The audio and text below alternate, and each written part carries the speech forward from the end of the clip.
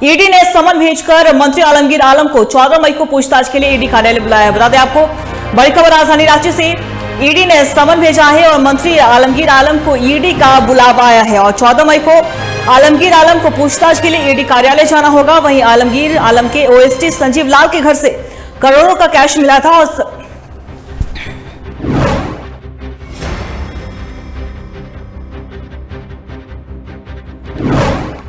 बता दें आपको कि आलमगीर आलम के ओएसडी संजीव लाल के घर से मिला था करोड़ों का रुपए और संजीव के नौकर जहांगीर की आवाज से बरामद हुए थे 35 करोड़। ईडी के डिमांड पर, आपकी जगह ईडी की रिमांड पर है दोनों ही संजीव लाल और जहांगीर आलम। बड़ी खबर में आपको बता रहे हैं राजधानी रांची से, ईडी ने समन भिजवा है मंत्री आलमगीर आलम को और ऐसे में 14 मई को ईडी कार्यालय उन्हें जाना होगा, जहां उनसे ईडी की टीम पूछताछ करेगी।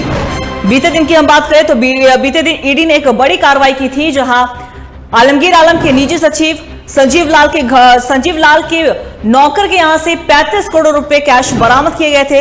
इस मामले में संजीव लाल और जहांगीर आलम दोनों को हिरासत में लिया गया था। उसके बाद ईडी रिमांड में लेकर पूछताछ कर रही है।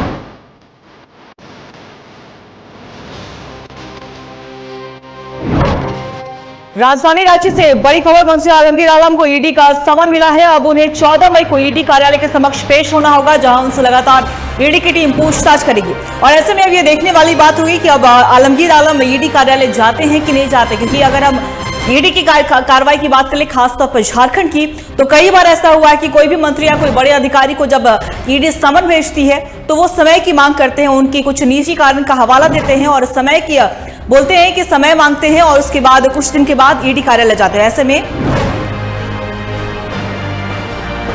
इस खबर पे और भी ज्यादा जानकारी के लिए हमारे संवाददाता चित्रंजन हमारे साथ बने हुए। चित्रंजन, आखिरकार मंत्री आलमगीर आलम को ईडी का समन मिला है, क्या कुछ जानकारी आपके पास?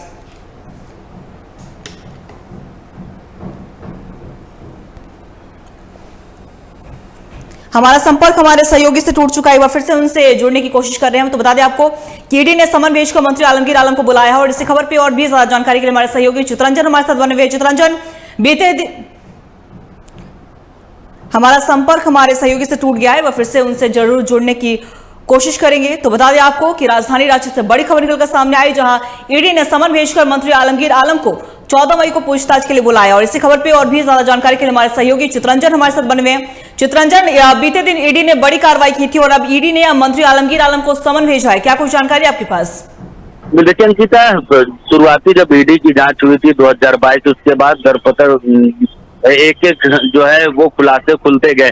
फिर 2023 में एक ईडी की रेड हुई थी, उसके बाद से ही आलमगीर आलम का कनेक्शन बताया जा रहा था। उसके बाद वीरेंद्र राम के यहाँ ईडी पड़ी, उसके बाद भी आलमगीर आलम का नाम जो है जोड़ा जा रहा था कि आलमगीर आलम से भी पूछताछ ईडी करेगी, क्योंकि कई जगहों पर जो है ईडी का कनेक्शन आलमगीर आलम से मिलता हुआ मिला। ऐसे में जब उनके जो पीएस थे, उनके नौकर के यहाँ जब कैश की बरामदगी हुई, उनके पीएस की जब गिरफ्तारी हुई, उसके बाद जो डॉक्यूमेंट मिले, जो कैश की बरामदगी मिले, इन सारे पहलुओं पर अब जांच करने के लिए जो है ईडी ने 14 तारीख को जो है वो ईडी ने ईडी कार्यालय बुलाया है मंत्री आलमगीर आलम को। और जब मंत्री आलमगीर आलम से पूछताछ होगी, क्योंकि अभी देखना होगा, अभी चुनावी समर चल रहा है, चुनाव का समय चल रहा है और आलमगीर आलम जो है वो कांग्रेस की विधायक दल के नेता है, तो क्या अपनी व्यस्तता बताकर वो समय नहीं पहुंचते हैं, क्योंकि ज्यादातर चांसेस जो है वो समय लेंगे ईडी की तरफ से कि चुनाव का समय अभी हमको ना बुलाया जाए। चित्रंजन, हम बात करें, अगर हम संजीव लाल की बात करें या फिर